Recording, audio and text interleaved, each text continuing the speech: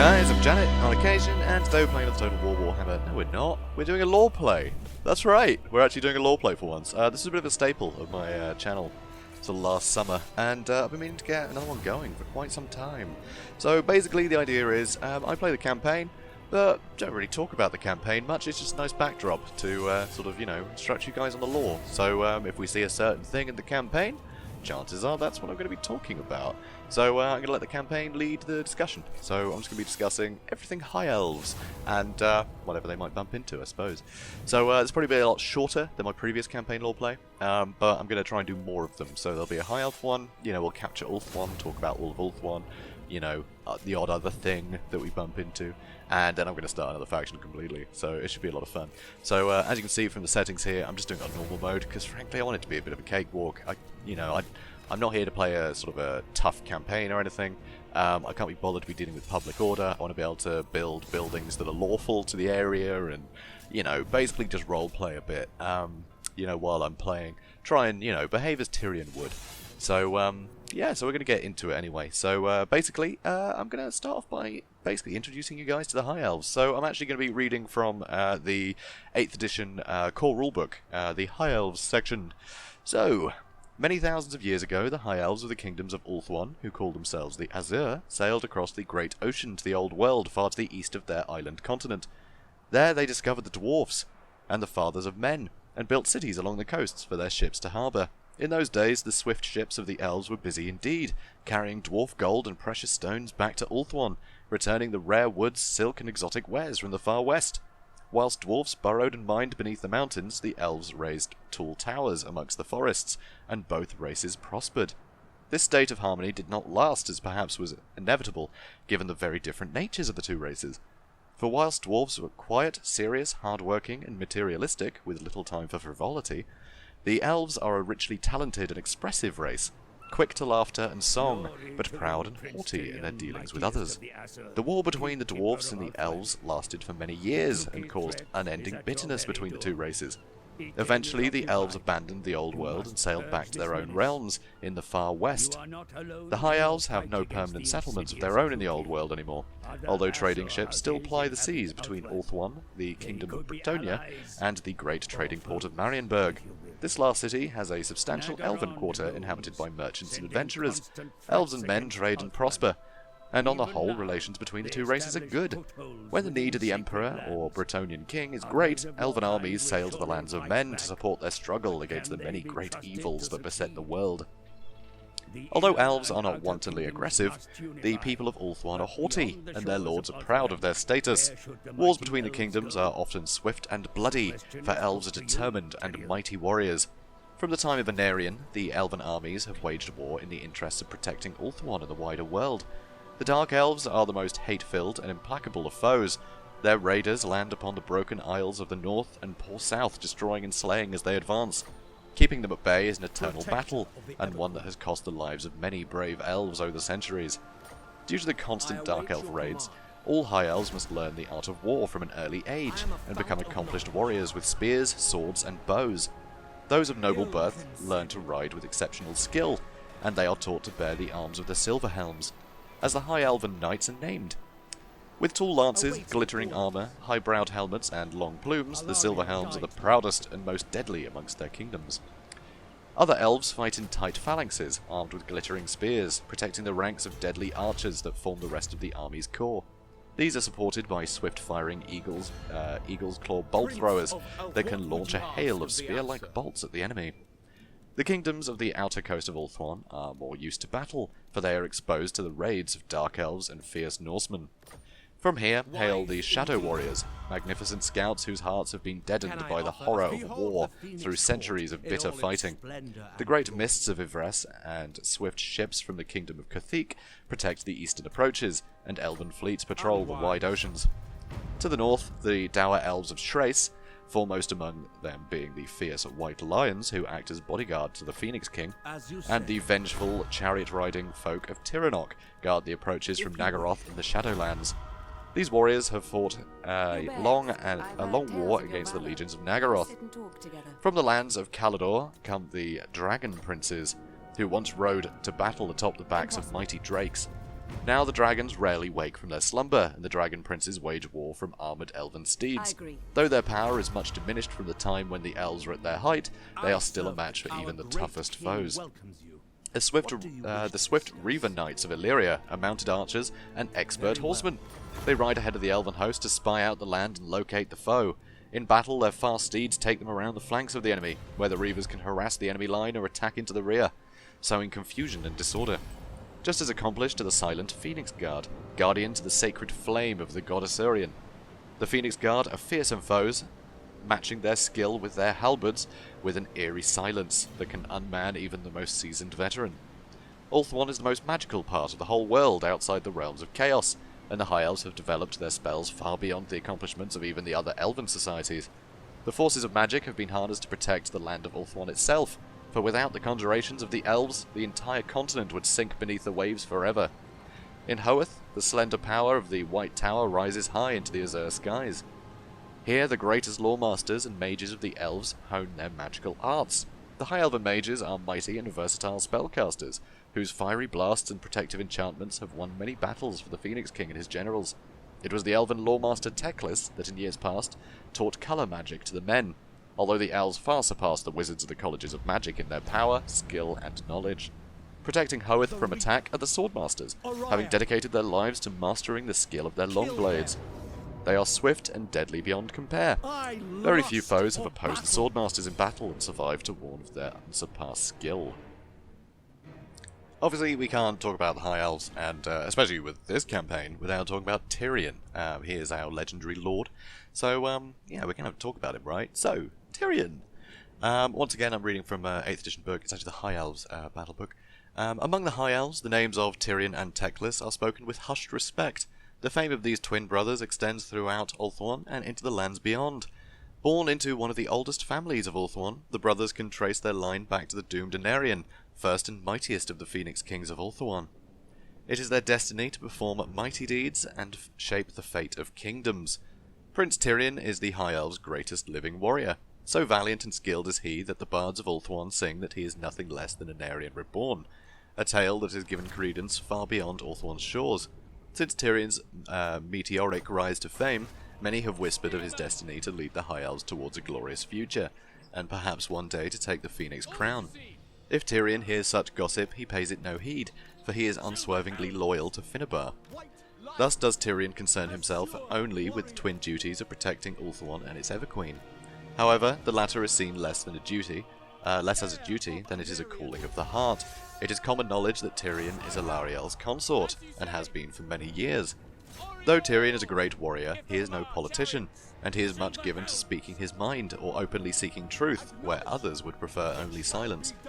But for his lineage and battle record, he would long ago have been ostracized by those nobles who hold themselves to be cleverer and subtler than he is. As it is, none wish to directly challenge he who banished the demon Nakari at the Phoenix Shrine, slew Urien Poisonblade upon the Finufal Plain, and set the verminous horde of Kritsqueel to flight with the aid of none save his noble steed Malhandir. Moreover, Tyrion enjoys not only royal patronage, he also counts many of Ulthuan's greatest heroes amongst his closest friends and allies. Indeed, some elves even whisper that Finnubar has bidden Tyrion form a warrior's council, a body answerable to none save the Phoenix King himself. Alas, Tyrion's future may yet come to naught. Across the long millennia, all those who have sprung from the line of Morelion, son of Anarion, have been beset by a terrible curse.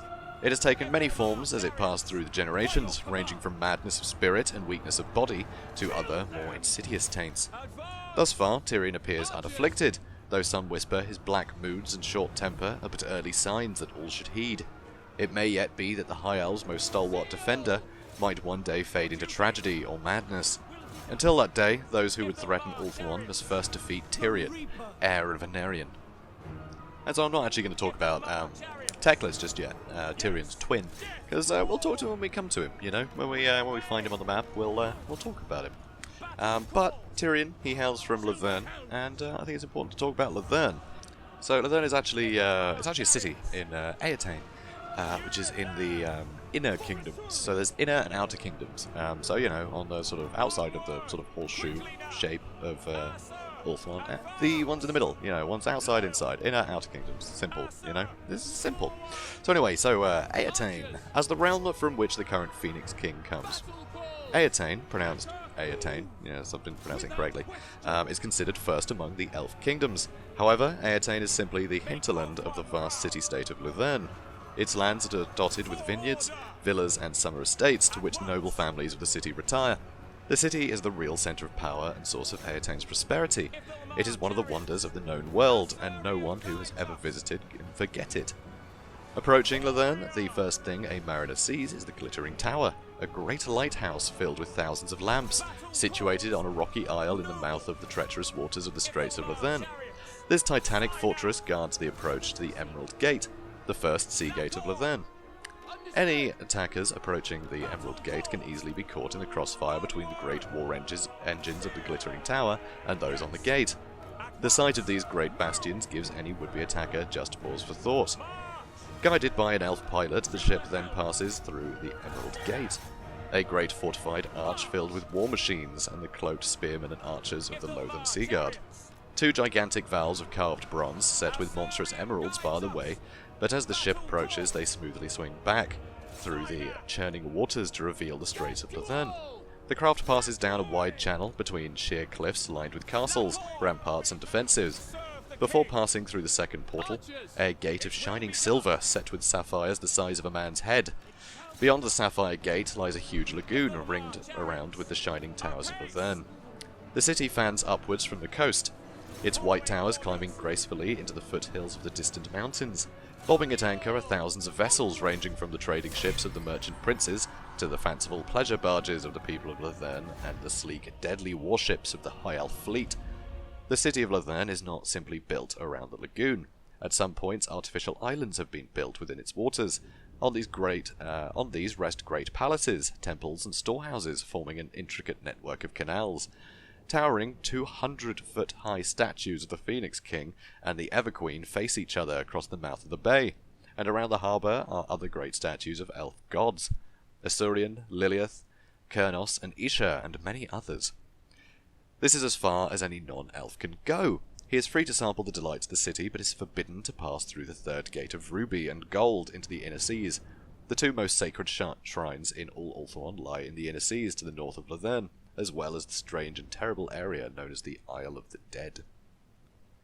And so that was from, I think, 4th edition? I think that's 4th edition. Yeah, High Elves Armies book. You know, 4th edition one. That's where that was from. And so now, like, what's up with this Cult of Excess? We don't know. Who are they, right? I mean, obviously they're Dark Elves, but what are they doing in Ulthuan? And they're also in the Inner Kingdom as well. They're not supposed to be able to get there, right? So what's up with that? And basically, it's inner descent, right? This is a threat that grew from Ulthuan. They're locals, right? But they've been corrupted somehow, and so there's a few different sort of little things that hint at how these guys could come to pass. And so now I'm going to read actually a little bit more about Tyrion again, but from 6th edition, I think. So just a little excerpt. In these troubled times, Tyrion is leading his people once more against the armies of Nagaroth. Some ask why it is he and not the Phoenix King who fights against Malekith, and dissent at the court of Lothern is growing that King of Finnabar allows Tyrion to share this burden alone. Some even say that Tyrion should take up the Phoenix crown himself. The oldest and wisest elves speak out against this careless talk. Those who remember the dark and treacherous times of the Sundering care not for it to be repeated again. So, I mean, that obviously they're kind of trying to ward against evil, but there's clearly dissent there, and that can be caused by a few things. So now we're actually going to swap over to a Dark Elves book, this is 8th edition again, to see maybe how this could happen. No matter their allegiance, all elves are long-lived to a point of immortality, possessed of a self-assurance that falls little short of otherworldliness.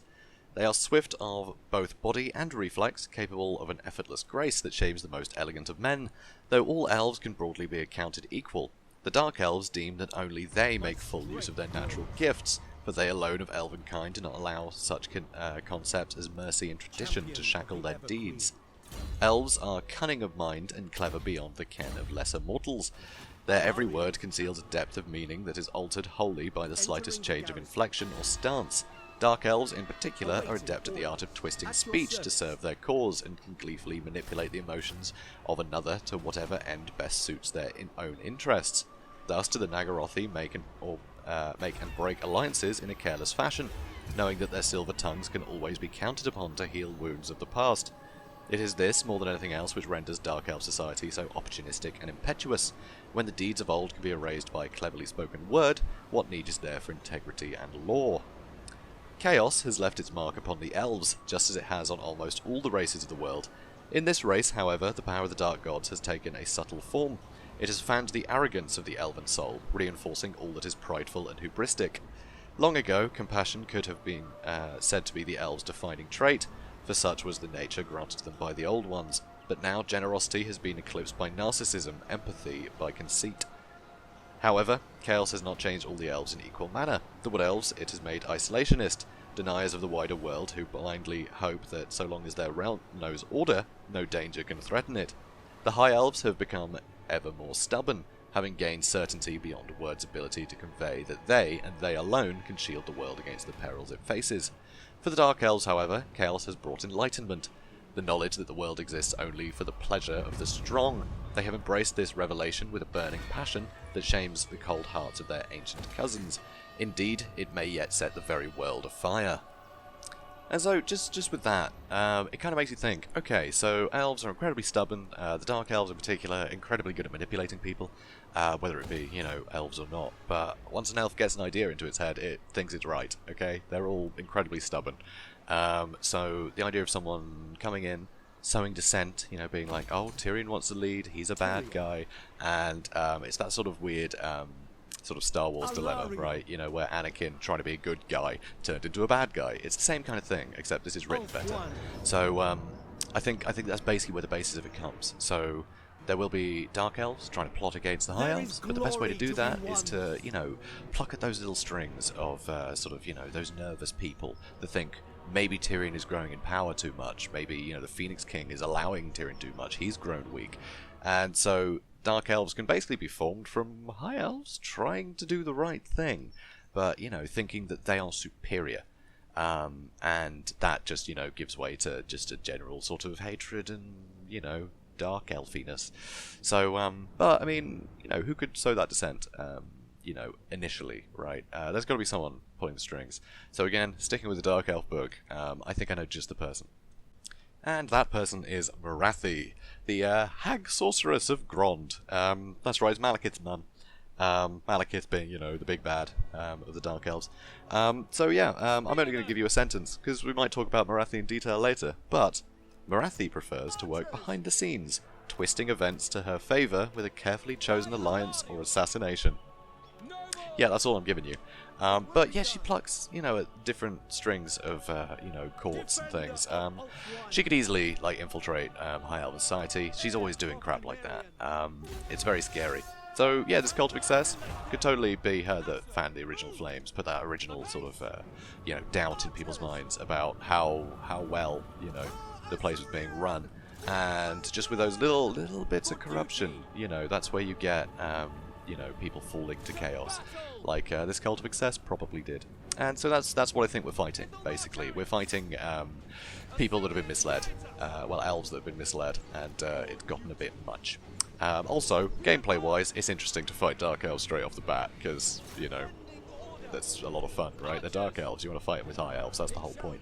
So, yeah, there are gameplay mechanics there, but in the lore it makes sense that this, that cults could rise from the heart of Ulthuan, with that sort of insidious sort of darkness that can grow out of sort of the elven stubbornness and self-assurance that they think that they are the correct, they're doing it the correct way and everyone else is wrong. So I think it's pretty fun. There's a lot of little hints here and there that sort of led to, the sort of Cult of Excess being a starting enemy, for this campaign. So I think it's a lot of fun. Also, we have learned about Lothern, about Eataine rather. That Lothern is basically where all the power is, and then just basically it's a load of holiday homes, right, and vineyards everywhere. So it's just wine and free time for the rest of the nation, for the rest of Eataine. So that's kind of the classic sort of, breeding ground for, you know, the sort of corruption of Slaanesh to take hold. And so the Cult of Excess, it could be specifically a Slaaneshi cult, which obviously Morathi has strong ties with.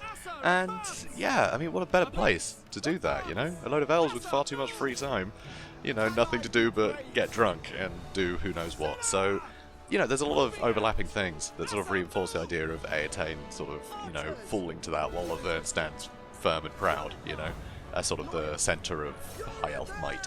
So I think it's pretty interesting. So anyway, we're going to be taking it back from them because obviously we've got to, right? Because screw those guys, they've got it wrong. So we're gonna re-educate them. So soon we're actually going to be, you know, sort of finishing off the area with the Shrine of Assyrian, and so we're going to talk about the Inner Sea, basically, this, you know, this ocean that it's sat in the middle of. So the area, known as the Inner Sea, is divided into the Eastern Sea of Dreams and the Western Sea of Dusk. The waters here are magically calm and peaceful. Trading ships from the Inner Kingdoms ply these placid waters, bearing horses from Illyrian and the magical wares of Safari to Lothern, and returning laden with the wares of half the world. Many pilgrims take passage on these seas en route to the Shrine of Assyrian, in the Sea of Dreams, and to the Earth Mother in the Sea of Dusk. Once a year, the sacred white barges of the Phoenix King and the Ever Queen ply the waters to their respective shrines. These stately craft are an awe-inspiring sight, each carved from the bole of single great ironwood tree. Each ship is built for the coronation of the ruler, and on his or her death bears them off to the Isle of the Dead to rest at last with the ancient rulers of Ulthuan. As the barges plough the blue waters, nothing slows their stately progress. No wind fills their sails, no hand guides their tiller. They follow the lines of power that run through the Inner Sea to their destination. In times of great trouble, the ghostly outlines of the white ships can be seen sailing the waters of the Inner Sea. The Shrine of Assyrian, the Phoenix King, is located on the island of the Flame, due north of Lothern. Within this ancient pyramid, the eternal fire of the Phoenix burns. This pure white flame leaps from the great fountain of fire in the central chamber of the pyramid. The new king bathes in the fires when he is crowned, passing miraculously unscathed through the inferno before emerging to be clad in ceremonial white and gold coronation robes, and to have the great feathered cloak of kingship draped around his shoulders. The Shrine of Assyrian is guarded by the formidable warriors of the Phoenix Guard. During their term of service, these warriors take a vow to speak no word. They fight in silence that is terrifying to their foes. After their term, they never speak of the mysteries they have witnessed. To the north of the Shrine of Assyrian, at the centre of the sea, indeed at the centre of Ulthuan, is the Island of the Dead. This is the secret heart of Ulthuan, the nexus of the great spells of the ancient High Elf sorcerers, to which all the magical power drawn into the vortex eventually flows. The Isle of the Dead is so suffused with sorcerer's power that time has been destroyed, and the island exists outside of time, beyond the reach of the physical world. If elves were to sail to the isle today, they would find the high elf mages of old, caught like flies in amber, still chanting their ages-long spells to preserve the balance of the world. So, yeah, that's where the the vortex is. You know, we get the vortex campaign, all that stuff. That's where that is, on the Isle of the Dead. So, which you can see right now. So, you know, thought I'd mention that too. It too is in the Inner Sea. But yeah, the Shrine of Assyrian, that's why they're all crowned. So, it's kind of a big deal. So, the idea of the Cult of Excess, having that, yeah, that's not going to stand. So, you'll see where we're going to attack that in a second. And what exactly are we attacking them with? Well, we're attacking them with soldiers, and I think it's about time we talk about their soldiers, because, you know, they have them. Annoyingly, Lothern actually uses a different system to the rest of Ulthuan. But generally there's a militia system, but it's a regional thing. It's not like in Total War where the Lothern Sea Guard are just like the better versions of the militia troops. Anyway, well, it doesn't matter, right? It makes sense in the game to have it that way, but actually it's slightly different. So, the Ulthuan militia. So this basically incorporates the spearmen and the archers. You know, the backbone of any high elf force. So, long ago, in a time of desperate need, the Phoenix King Morvail introduced a levy system so that all elves could be called upon to fight for the defence of their homeland. These levies were organised into companies based within their cities, towns and villages. Morvail accurately predicted the need for a well-organised but flexible army to defend Ulthuan in the troubled times ahead. This system has stood the test of time and remains the cornerstone of most elven armies to this day. Every elf, though he may be a craftsman, tradesman or artist in peacetime, must become a resolute fighter in time of war. When a high elf begins his martial training, he learns first of the arts of swordsmanship and archery. Only when he has mastered both blade and bow is he inducted into the white-garbed ranks of an archer regiment. For the High Elves, white is the colour of purity and of death, and their robes symbolise their determination to fight to the end, no matter what horrors await them on the battlefield. Once trained, an archer serves in his regiment for a decade or more, forsaking all previous allegiances. There, he will learn how to send volleys of arrows high into the air, so that they scythe into the enemy ranks from above, and when to hold fire against a charging foe, so that every shot cripples or kills. Most of all, he learns to focus his pride into a courage that will allow him to stand his ground. Ulthuan is forever beset by grave perils, and even the finest weapons are worth naught without valorous hands to wield them. After a decade or so, if the elf has proven his worth as an archer, he is called to fight as part of a spear regiment. Such formations are the living ramparts that preserve Ulthuan's heartlands. Once a phalanx of spears takes position on the field, it can hold the line against anything from a goblin horde to a raging manticore. The elves of the formation play their parts as if every movement was part of a carefully choreographed plan, overlapping one another and providing protection at any moment, then flowing freely to exploit a gap in the enemy lines the next. Unlike the spear phalanxes of lesser races, this is all achieved without a word of command or even a gesture. Each warrior instinctively knows the mind of his comrades to either side and acts without hesitation. So deadly are Ulthuan's militia regiments that countless battles have been won by longbow and spear alone. Few foes can brave the storm of arrows long enough to breach the grim lines of glittering spears. Thus have the invaders of Ulthuan met their doom for centuries. Thus they will meet their doom for long years to come. Now, when I first read that, I thought, bloody hell, that's a big investment of time, you know? Like, everyone has to become a soldier? But then you think, oh wait, they're elves. They live for thousands of years, potentially, you know? That's a drop in the ocean. But it means that they're all prepared.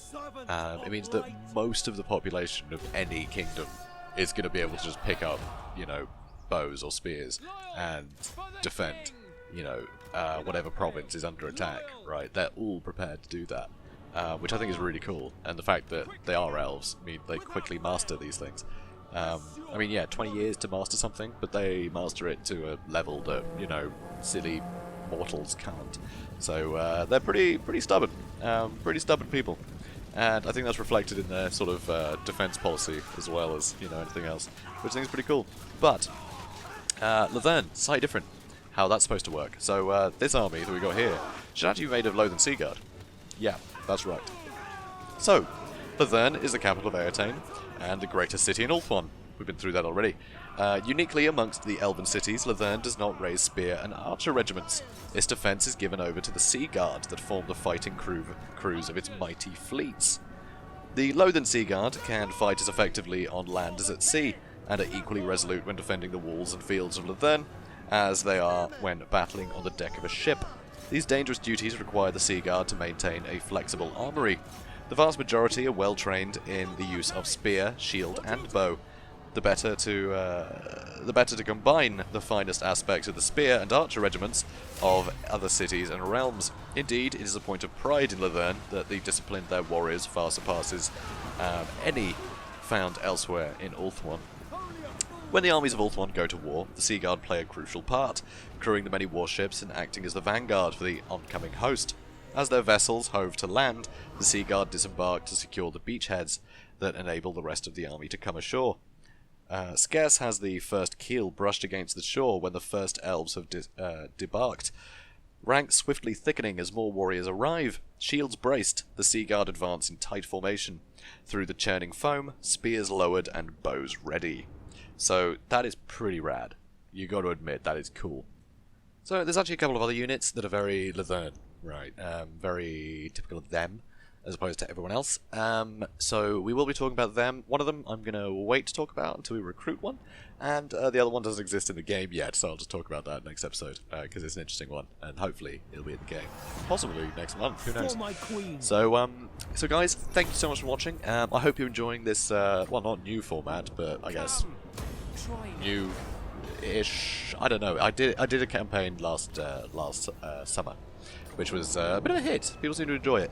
but that was all focused around the Empire. That is still available to see. It uses the Total War Warhammer 1 Empire campaign, but of course it's all relevant, it's all lore, right? So if you want to find about the Empire, you can go check that out. I also did 3 episodes introducing the history of the High Elves some time ago, so I'm going to link both playlists below so you guys can see all of that stuff as well. This series will be, it's going to be more about High Elves now, I guess, than going through the history, so the other playlist will be useful if you want to sort of find out who an Aryan was and things like that, and you know, how the schism happened between the High Elves and the Dark Elves.